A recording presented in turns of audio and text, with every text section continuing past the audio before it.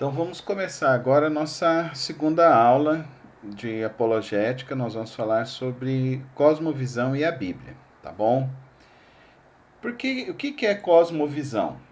Cosmovisão é a maneira como nós enxergamos o universo, tudo que está ao nosso redor.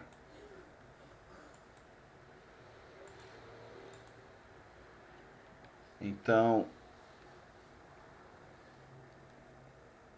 são os óculos que nós usamos para interpretar o mundo. Isso é uma cosmovisão. Cada um de nós tem essa lente. Nós temos uma cosmovisão brasileira, nós temos uma cosmovisão evangélica, né? Cada ambiente nos faz ter uma maneira de interpretar. Então, a nossa lente pela qual compreendemos e vivemos a realidade à nossa volta. A cosmovisão ela vem antes da razão. Envolve nossas emoções, nossas experiências, envolve nossa relação com o mundo. O termo no alemão é Waldenstangai. Val, Waldenstangai. Eu não sou alemão, então. Ah, alemão é terrível. Mas a cosmovisão vem desse termo alemão, que é o modo de se olhar o mundo, como nós olhamos o mundo.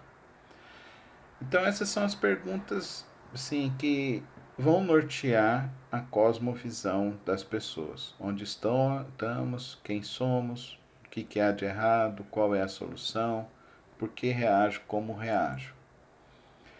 Alguns pensadores importantes que foram norteando o pensamento humano ao longo dos séculos. Immanuel Kant, que acreditava em crenças íntimas, crenças que são porque cada um de nós tem um sistema de crenças.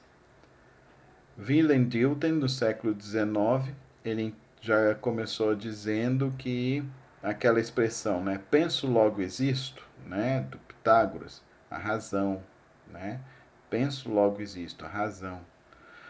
Abraham Kuyper, que é o que nós mais vemos, são no sistema de crenças que ele norteia. Abraham Kuyper é o que influencia hoje todo o nosso modelo de escola, em que a gente metodologias de pensamento e pedagogias. Fundamentalmente, a nossa cosmovisão ela deve ser cristocêntrica. Fundamentalmente, Cristo no centro dela. Como que então nós vamos interpretar e vamos ter uma cosmovisão cristocêntrica? Então, nossa base para essa interpretação é a Bíblia. É através da Bíblia que nós conhecemos Cristo e é através da Bíblia que nós vamos interpretar o mundo e os nossos valores. Então, na base cristã, nós temos algumas coisas que nos definem. Por exemplo, quem somos nós? Nós somos criaturas de Deus. Deus nos criou. Então, nós temos a resposta cristã é: quem sou eu? Eu sou uma pessoa criada por Deus. Então, eu sou um projeto, um sonho de Deus. A origem do mal. Por que as pessoas fazem o mal? Para nós, a queda. O homem desobedeceu a Deus. Qual que é a sua esperança? Para nós cristãos, nós temos a redenção em Cristo Jesus, porque Cristo morreu em nosso lugar na cruz do Calvário, em substituição por nós, do nosso sacrifício que deveria ser nosso. Cristo se fez então sacrifício por nós. E ao morrer, o seu sangue nos purifica e nos limpa do nosso pecado. E por isso então nós temos esperança. Esperança de redenção, porque ele morreu, mas ressurgiu ao terceiro dia. E ele afirmou que nós teríamos a mesma experiência que ele.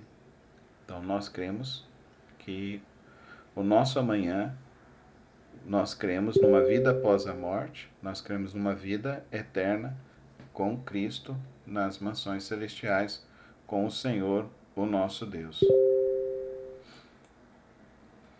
Em outras palavras, a origem da vida, do mal e o mundo pós-morte, para nós cristãos, são respostas muito claras à luz da palavra de Deus. A chave de interpretação, então, da vida é o que nós chamamos, então, de cosmovisão. Para nós, a nossa cosmovisão é muito bem definida sobre isso. Então, tudo que é pecado, nós entendemos que isso não foi origem de Deus. Isso foi resultado da desobediência do homem a Deus. Então, como nós cremos na criação? Nós cremos que a criação ela não é um ato involuntário. Nós cremos que Deus criou o universo, que tudo que existe, diante de toda a ordem que existe no universo, nós cremos que a criação não é um fato de uma explosão. Ao contrário, a criação é uma intervenção de Deus.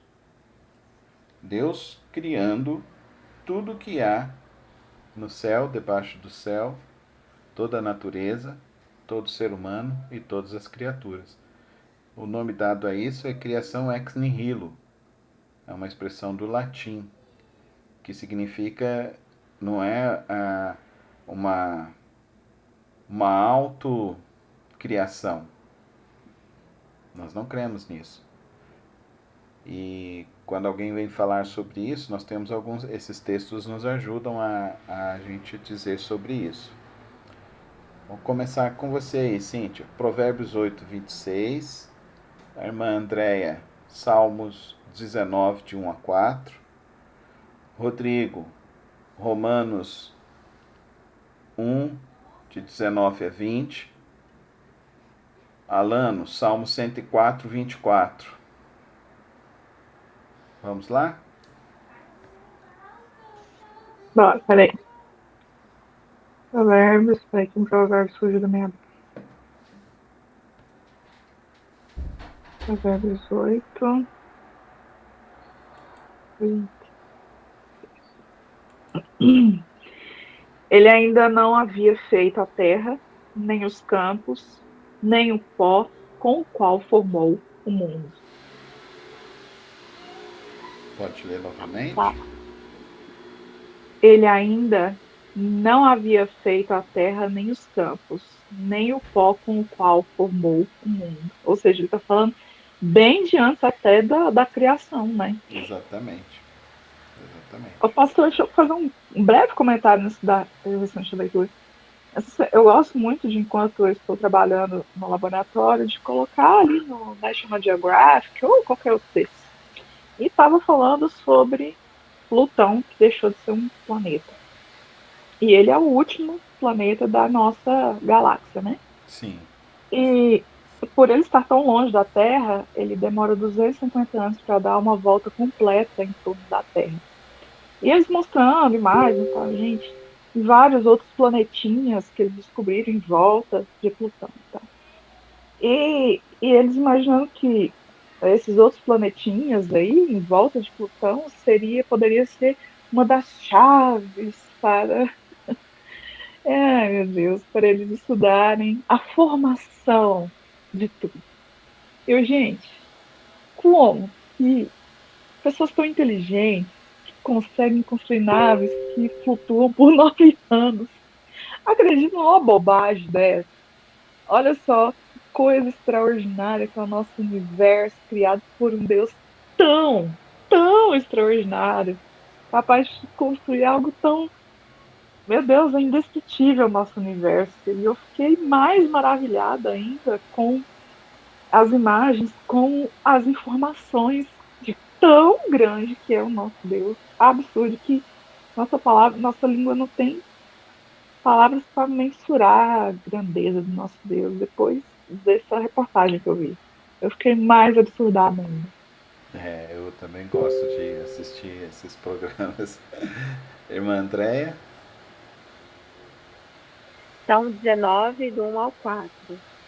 Os céus proclamam a glória de Deus e o firmamento anuncia as obras das suas mãos.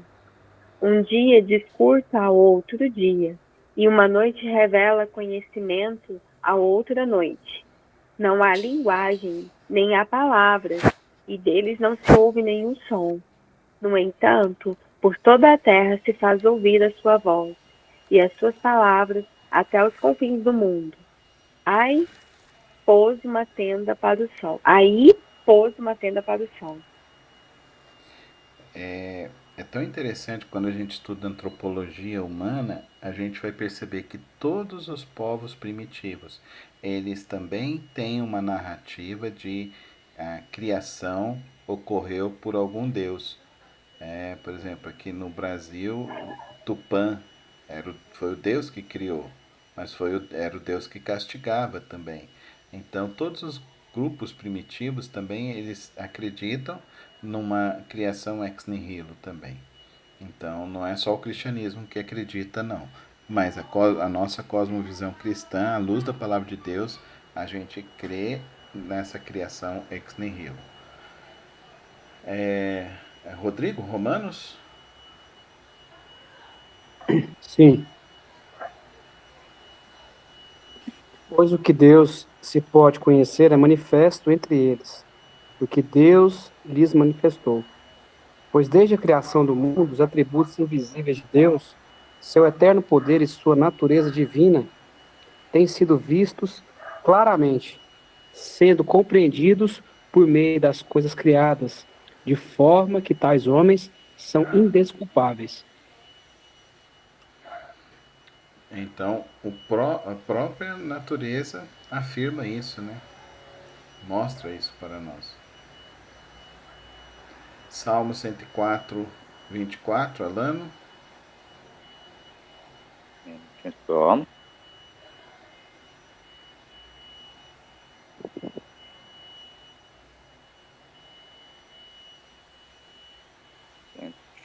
Peraí que a gente saiu do onde eu tinha separado aqui.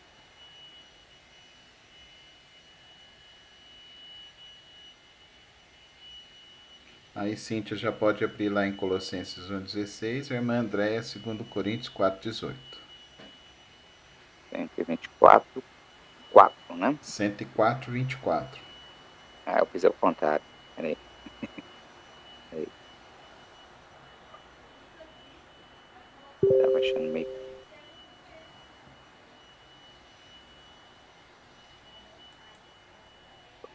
Capítulo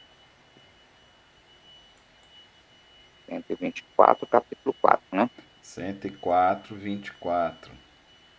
104.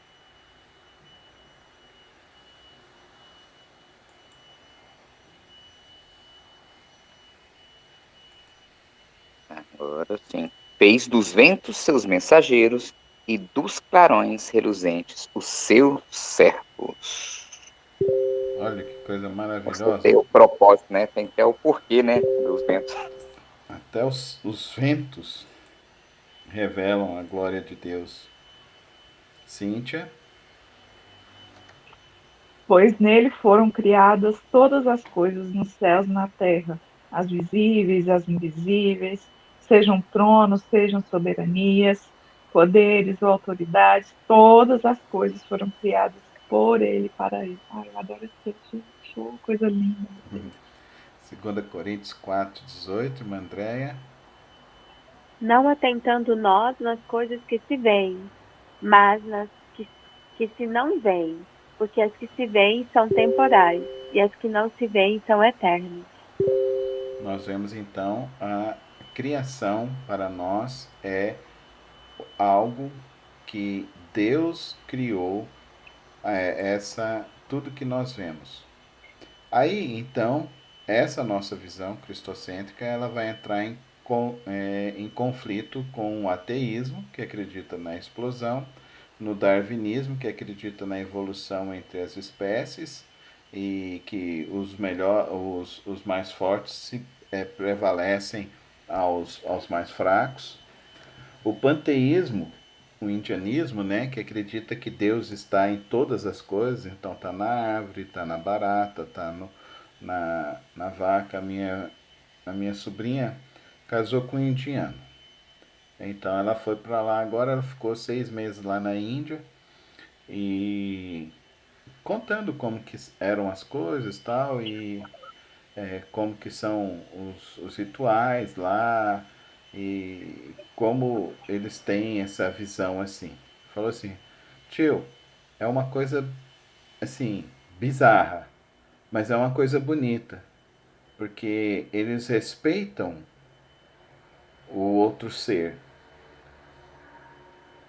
Eles idolatram e adoram alguns, sim. Por exemplo, a Índia não come carne, então eles não têm carne lá, porque a vaca é sagrada. Isso é panteísmo. Agora, a sociedade, ela não está evoluindo para o panteísmo. Ela está evoluindo para um panenteísmo. O que é o panenteísmo? O panenteísmo é isso que a gente vê hoje em dia. Né? Então, é totalmente contra a palavra de Deus. Deus fez todas as coisas e falou para o homem dominar sobre a criação e tudo podia comer, né? O panenteísmo, então agora nada se pode comer. Hoje eu estava vendo um cientista falando que agora estão criando o frango sintético. Eu falei, mas isso aí o, o Subway já faz há muitos anos. Então está criando frango sintético. E o que é o panenteísmo? Deus está no vento. Já viu esse povo que fica adorador do sol, né? É panenteísmo. Ayahuasca, panenteísmo. Então, são diversos tipos de expressões com formas que você associa com a natureza, como se fossem mágicos e poderosos. Alano. Então, normalmente essas filosofias, né, elas começam a exaltar a criatura, né, e não o criador. Né, o xamanismo, né, o ayahuasca, essa galera toda é isso. Não, vamos abraçar a árvore, porque ela é nossa amiga, ela nos dá a sombra, nos dá os frutos. No caso aí, os indianos, né, do boizinho, não, a vaquinha me dá o leite, então eu não vou matá-la. E aí vai indo. Começam exatamente a idolatria na criatura, né, e esquece do Criador. Aí é onde está o perigo. Não, hoje eu não vou falar nem o ser humano, né? Mas o desejo humano virou um Deus a ser idolatrado. O desejo humano é um Deus a ser idolatrado. Então, Hedonismo, né? Uma sociedade muito hedonista, né? exatamente. Eu não vou nem falar no hedonista, é narcisista mesmo. Voltada para si. Como nós entendemos então o mal? Nós entendemos o mal através da queda. Gênesis 3,17. O pecado trouxe a maldição à terra. Romanos 8, 24, 25. A criação foi entregue à futilidade e à transitoriedade. Está escrito lá em Romanos. Colossenses 3, 9, 10. Então, o Evangelho é a possibilidade da restauração humana e da criação. Hebreus 1, 10, 12. Todo o universo foi sentenciado ao caos. E como será feita essa transformação? Nós temos isso lá em Apocalipse capítulo 21. Então, eu vi um novo céu e uma nova terra. As coisas velhas já se passaram. E eis que tudo se fez novo. Então, nós cremos então na redenção da humanidade do mal na segunda volta de Cristo Jesus. Então, para nós, a origem do mal é o pecado do ser humano, a desobediência do homem, a rebeldia do homem contra o seu Criador. A rebeldia do homem contra as leis do seu Criador. Nós temos com várias visões conflitantes aí alguns representantes sobre isso. Determinismo. Então afirma que o livre-arbítrio é uma ilusão e não uma realidade. Então, o que isso significa? Né? Determinismo. Os mais representativos disso daí são os indianos mesmo, né? Se você nasce numa casta, você vai viver essa casta para toda a sua vida. Também os muçulmanos têm esse tipo de crença também. Então nós temos lá os xiitas, os sunitas, são, se eu não me engano, são 16 tipos de Islã. E ou você se converte, e mesmo se convertendo, você não será puro porque você não é da origem de Ismael. Então você também não será puro, você sempre será um impuro.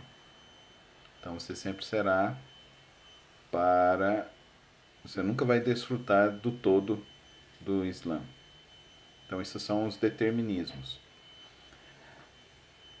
Nós também temos uma visão filosófico, biológico, psíquico, que hoje as pessoas falam muito sobre quântico, né? Carl Sagan é o fundador desse pensamento, né? Do quântico, do pensamento quântico. Freud também já tenta mostrar então que o ser humano, o grande problema do conflito do ser humano, o grande problema do mundo é o conflito de Édipo do ser humano, que é um conflito sexual mal resolvido. Carl Sagan, então, ele acreditava que a solução estaria nas frequências, né? O último livro dele em vida é um livro muito fantástico, O Cosmos e a sua Cosmologia. Eu li ele 2 vezes para tentar entender, mas ele é muito interessante. Vocês se lembram de Carl Sagan? Não, pior que não, eu fiz letras, né? Eu não tô lembrando agora. Eu também não. Rodrigo Alano. Já ouvi citá-lo, mas eu não sei as obras dele, não conheço. Rodrigo. Também Hã? não. Nossa, eu tô velho mesmo, hein? Carl Sagan, ele tinha um programa que ia na televisão, Cosmos. Depois vocês podem entrar no YouTube, tem a série dele. No Netflix Olhando também no tem. Google. Cosmos. E ele mostrava tudo sobre a criação. E ele também, como Freud, o homem é o centro de todas as coisas. Então tudo estava envolvido dentro do homem e da energia do homem. Então essa coisa, se o homem estiver bem, se sentindo bem, tudo vai dar certo ao redor. Então a gente tá vivendo isso no extremo, né? Então a visão conflitante do cristianismo deles, de Freud, é muito grande, é altamente complexa, né, e antagônica. O determinismo social, que é o materialismo dialético de Karl Marx, a sociedade é o problema. Então, se a gente corrigir a sociedade, a gente vai corrigir o ser humano. Então, isso é o marxismo cultural, que as pessoas acham que o marxismo é uma luta contra o partido de esquerda. Não, não é. É uma luta religiosa isso. A pessoa ela se converte ao marxismo, ela se converte a uma cultura, é uma maneira de enxergar o conflito, de se sentir oprimido, e cada vez mais isso cresce, tá crescendo assustadoramente essa visão desse determinismo social. Para nós cristãos é o pecado, né? E para eles é por causa de que a sociedade, né, o patrão, esse conflito, né, o opressor e o oprimido. Então esse é o problema. O religioso e o místico, né? O islamismo e muitas seitas. Então a solução é o rigor da lei, né? Como algumas seitas que por exemplo, o adventismo, se você não guardar o sábado, você não vai ser salvo, né? Para o testemunho de Jeová, se você fizer algumas coisas, você vai ser salvo, senão você não vai ser salvo, você vai estar num céu à parte. Congregação Cristã do Brasil, se você então você tem que viver aquele evangelho dentro daquele limite. Então essa visão para nós é o arrependimento em Cristo Jesus. Então arrependei-vos e convertei-vos. Essa é a máxima do cristianismo. O ateísmo, se Deus não existe, então tudo é permitido. Então a gente vive isso daí, né, gente? Essa enxovalhada de falta de respeito, de quebra de famílias e tudo mais, né? O marxismo, o mal social e estrutural, essa luta. Eu penso para mim que marxismo hoje virou religião. Não é mais. Não tem mais nada a ver no sentido de briga política. Eles querem o poder, mas eles querem simplesmente a implantação desse Estado anárquico, né? E contra a família, né? E isso aí já ficou muito nítido, né, com os discursos de Marilena Chauí, de Leonardo Boff, o próprio Frei Beto. Então, essa virou uma religião, né? O taoísmo, o yin e yang, o positivo e o negativo, duas forças que são o que são.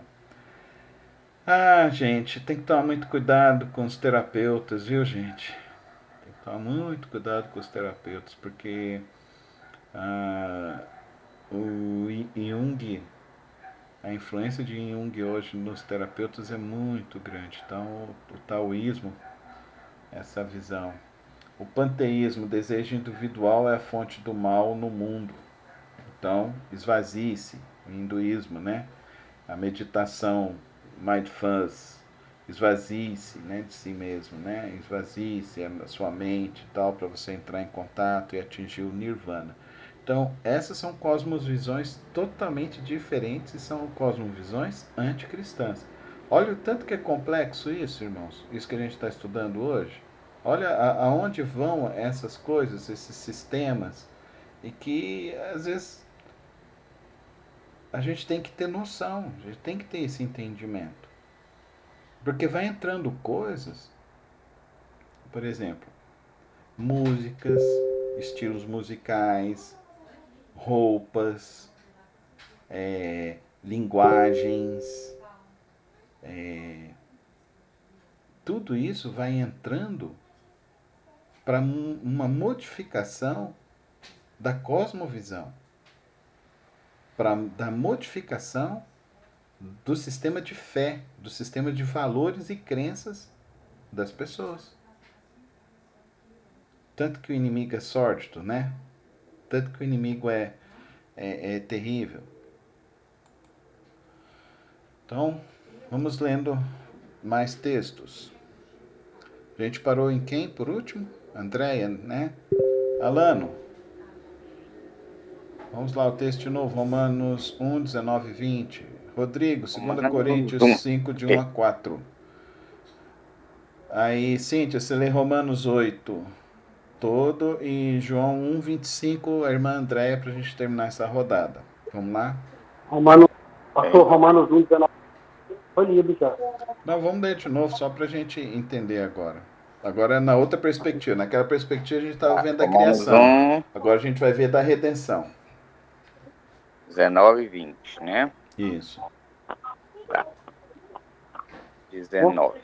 Pois o que de Deus se pode conhecer é manifesto entre eles, porque Deus lhe manifestou. Pois, desde a criação do mundo, os atributos invisíveis de Deus, seu eterno poder e a sua natureza divina, têm sido vistos claramente, sendo compreendidos por meio das coisas criadas, de formas que tais homens são indesculpáveis. Então, as pessoas, diante da própria criação, elas podem adorar a Deus, mas resolvem não adorar a Deus. Na perspectiva anterior, a gente estava vendo da criação. Da perspectiva agora da redenção, Deus revela a grandiosidade dele e o poder dele, mas os homens não o adoram. Os homens não o buscam. Não buscam a redenção desse Criador que fez os céus e a terra e tudo mais. 2 Coríntios 5, de 1 a 4.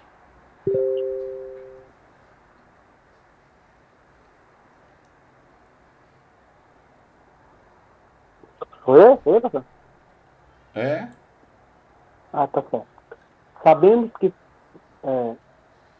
nossa habitação celestial, sabemos que, se for destruída a temporária habitação terrena em que vivemos, temos da parte de Deus um edifício, uma casa eterna no céu, não construída por mãos humanas. Enquanto isso, gememos, desejando ser revestidos da nossa habitação celestial, porque estando vestidos, não seremos encontrados nus. Pois, enquanto estamos na casa, gememos e nos angustiamos, porque não queremos ser vestidos, mas revestidos da nossa habitação celestial, para que aquilo que é mortal seja absorvido pela vida. Então, a natureza, ela sofreu com todo o impacto do pecado. E a natureza mesmo geme com a esperança da redenção, com a manifestação da redenção. O verso 11 então diz: E se o Espírito daquele que ressuscitou Jesus dentre os mortos habita em vós, aquele que ressuscitou a Cristo dentre os mortos também dará vida aos seus corpos mortais por meio do Espírito que habita em vocês. Então a redenção não é só a redenção da nossa alma. É isso que Paulo está dizendo aqui para nós. Então, essa ideia de que a salvação é pessoal, é só minha, pronto, eu sou salvo. Não. Se essa redenção, se essa compreensão da redenção, você precisa entender que a redenção ela é para todos. Eu já cheguei a afirmar na igreja que quem não evangeliza, para mim, não é crente. Quem nunca ganhou uma alma para Jesus Cristo, para mim, não é crente. Para mim, a prova máxima de que a pessoa é cristã é a pessoa que evangeliza. Aí muitas pessoas falaram que era radicalismo da minha parte. Eu deixei de pregar porque eu entendi que as pessoas não estavam preparadas para ouvir, mas eu espero que vocês estejam preparados. Mas uma pessoa que nunca falou do amor de Jesus para ninguém. Não, que conversão é essa sua? Que fé é essa sua em Cristo Jesus? Cíntia. A natureza criada aguarda com grande expectativa que os filhos de Deus sejam revelados, pois ela foi submetida à inutilidade, não pela sua própria escolha, mas por causa da vontade daquele que a sujeitou, na esperança de que a própria natureza criada será libertada da escravidão, da decadência em que se encontra, recebendo a gloriosa liberdade dos filhos de Deus. Então, olha que coisa. Você foi salvo, você compreendeu a redenção em Cristo Jesus. Agora você tem que olhar que o sofrimento que está ocorrendo no mundo é porque as pessoas ainda não se converteram. O que vai mudar o mundo? Não é sistema político, não é sistema econômico, não é sistema cultural. O que vai mudar o mundo é o evangelho puro e simples de Cristo Jesus. É, através de nós, né? Exatamente. Através de cada um de nós. É esse evangelho que muda, que resgata, que liberta, que salva. Andréia?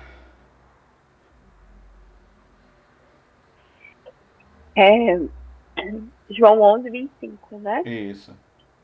Disse-lhe Jesus: Eu sou a ressurreição e a vida. Quem crê em mim, ainda que morra, viverá. Olha que coisa linda, né?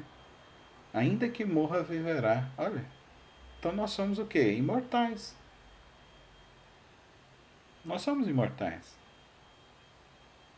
Você teme a morte? Eu não temo a morte. Então, minha mãe, toda vez que ela vai internada assim e tal, semana passada a gente estava lá no hospital, aí ela estava sentindo dor, tava tal. Aí eu perguntei, olhei para ela assim, falei assim, a cuidadora estava do lado, eu falei, mãe, a senhora já está preparada? Aí ela falou, eu tô, meu filho. Ele podia me levar agora. Aí a Cláudia, ai, Carlos, que conversa é essa? Que é a cuidadora. Aí tinha uma outra mulher lá do lado. Não, mas que conversa é essa? Eu falei assim, ué, a gente está preparado. É o fim de todos, né? E a gente tem que estar preparado para esse fim, Sim, hora. sim, a morte para o crente é alegria, é festa, é libertação completa. Porque nós cremos na ressurreição do corpo e da alma, na imortalidade. Você tem medo da morte, irmão? Tem medo? Não, pode não. Tem que confiar em Deus. No ateísmo. No ateísmo não tem esperança.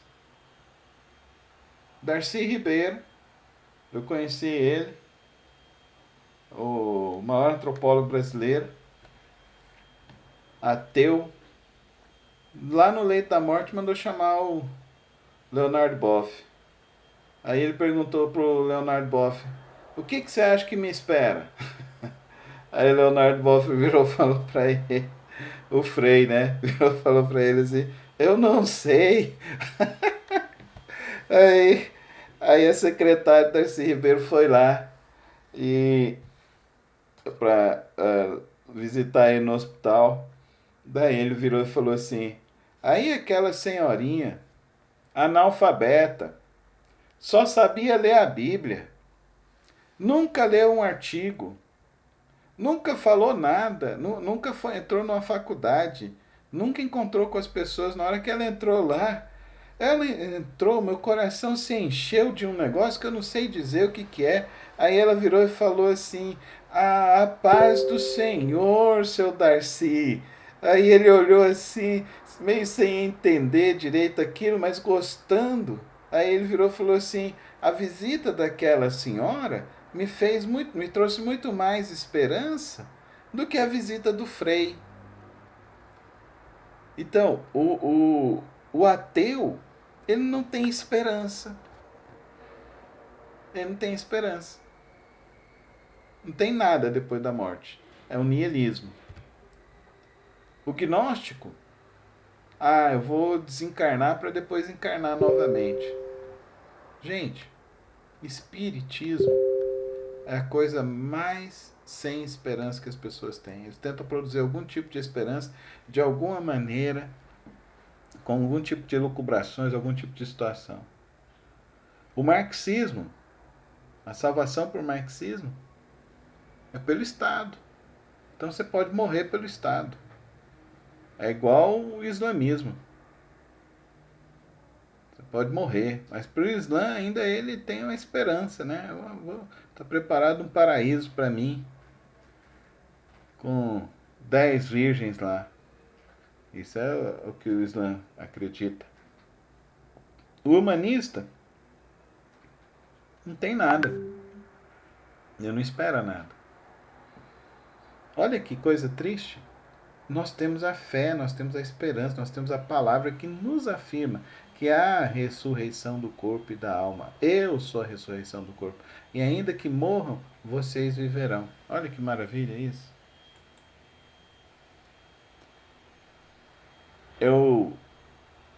André, eu vou falar um pouco do seu marido, do Larson.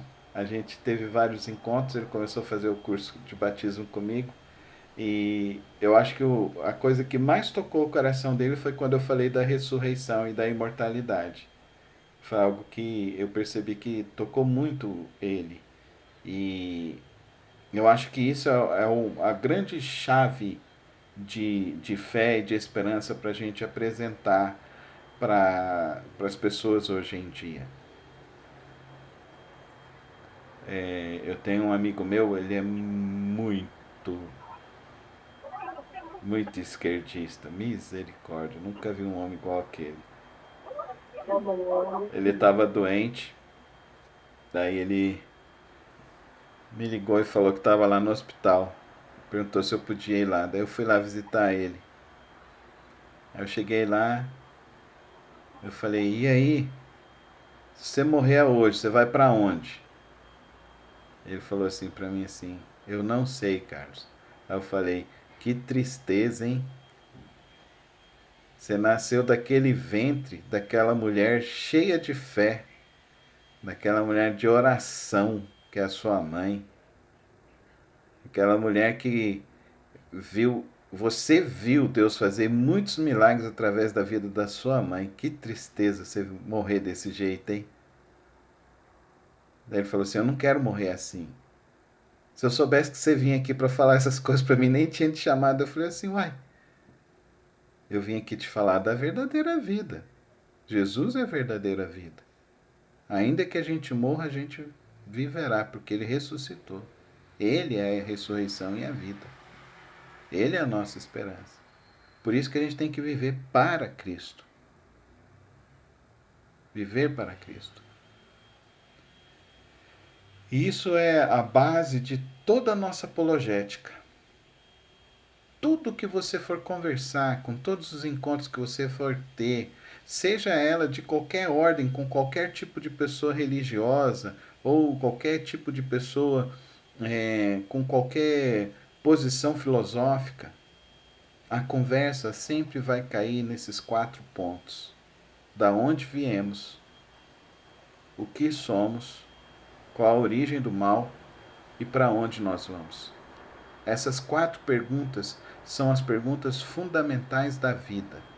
São as 4 perguntas fundamentais da cosmovisão humana. E nós precisamos aprender a dar essa resposta de uma maneira que possa realmente seduzir as pessoas ao Evangelho de Cristo Jesus. No sentido que preencha a alma delas verdadeiramente dessa esperança em Cristo Jesus. Da verdadeira esperança em Cristo Jesus. E vocês podem ter certeza, a melhor ferramenta de evangelização é quando você pergunta para a pessoa, se você morrer hoje, o que vai acontecer com você? Aí se revela e se descortina todo o pensamento da pessoa. E é lógico que isso é só o início de uma conversa, porque a pessoa vai ter que ser discipulada, vai ter que ser acompanhada, ela vai ter que aprender a orar, ela vai ter que aprender a ser crente, ela vai ter que aprender a ler a Bíblia. É um bebê na fé, e sendo um bebê na fé, vai precisar do leitinho materno, vai precisar aprender da Bíblia, da palavra e conhecer essa caminhada. Mas não esqueça essas 4 perguntas. Com essas 4 perguntas, você consegue levar Jesus Cristo para as pessoas. Sim, Andréia. Pastor, de onde viemos? Qual a origem do mal? Para onde vamos? E qual que é a segunda que o senhor tinha falado? Qual a origem da vida, né? De onde viemos? Qual a origem da vida? Qual a origem do mal? E para onde vamos? Isso. Tá. Obrigada.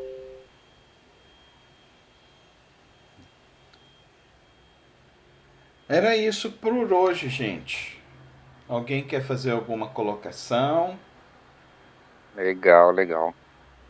Eu tenho uma aqui, deixa eu ver se eu consigo compartilhar para vocês uma imagem sobre como que nós estamos cada dia, digamos, misturando, né, esse panteísmo danado